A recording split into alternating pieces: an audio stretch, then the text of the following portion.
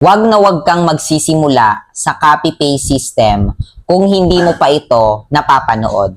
By the way, I am Josh and almost 1 year ko nang ginagawa yung copy-paste system at ngayon, ituturo ko sa iyo kung ano yung mga kailangan mong malaman, especially kung interesado ka na simulan yung ginagawa namin.